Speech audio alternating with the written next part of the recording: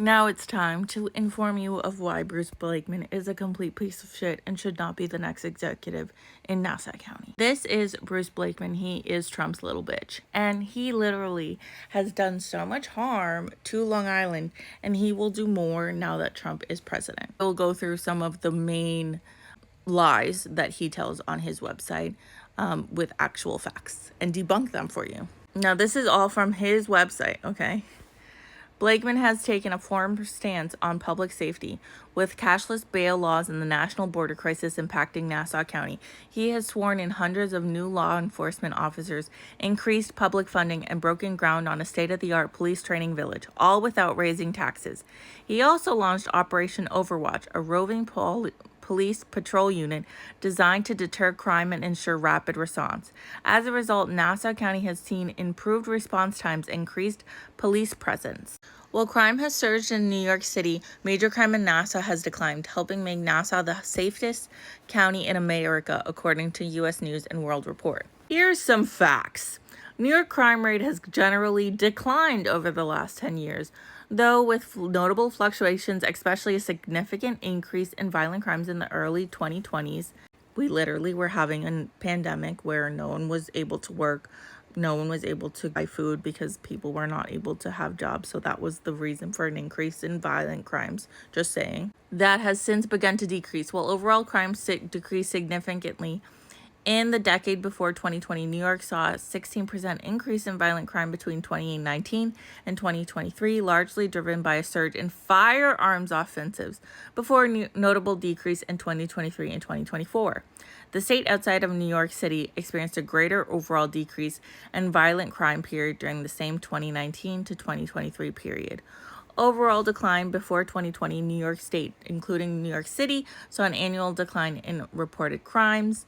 Increased crime in 2020 to 2022, violent crimes and homicides increased significantly in both New York City and the rest of the state during these years, peaking in 2020, although the rate remained lower than previous decades. So what he is saying is factually inaccurate. New York City and New York as a whole were not experiencing an increase in violent crimes, especially since he became Nassau executive. He became Nassau executive in 2021. He was elected and defeated Democrat incumbent Laura Curran.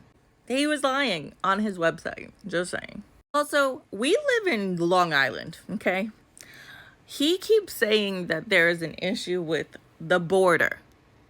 We don't live near the fucking border. I just want to make that clear.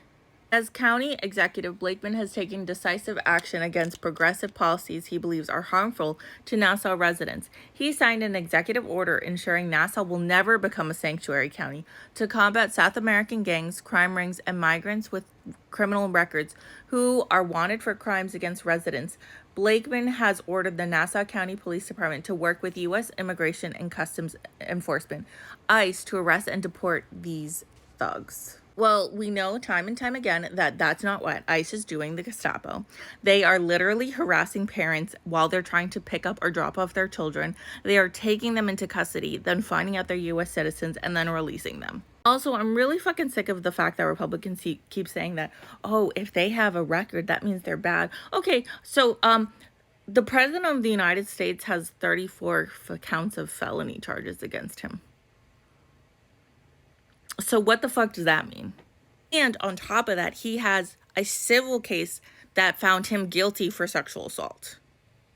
Also, the Nassau County ICE detention facility had their first ever death this year under Trump and Blakeman. And Blakeman still to this day has not made a statement. On Thursday, a man died in detention in Nassau County Jail after being arrested by ICE. Nassau County contracts to lease jail cells to ICE. Nassau County Executive Bruce Blakeman signed two 87G agreements with ICE in February 2025.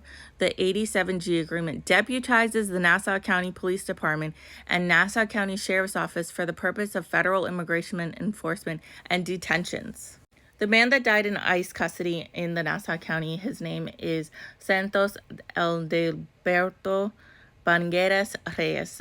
I apologize if I'm mispronouncing his name. He was 42 years old. He was in custody for less than 24 hours.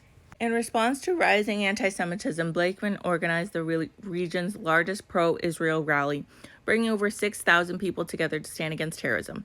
He also established a bipartisan task force to combat anti-Semitism on Long Island, and in 2024 signed the nation's first law banning face masks in public spaces when used to conceal identities during hate-filled violent protests. Meanwhile, ICE is allowed to cover their faces. But people who are trying to protect their identities or to protect themselves from COVID are not allowed to wear masks. Here's the thing.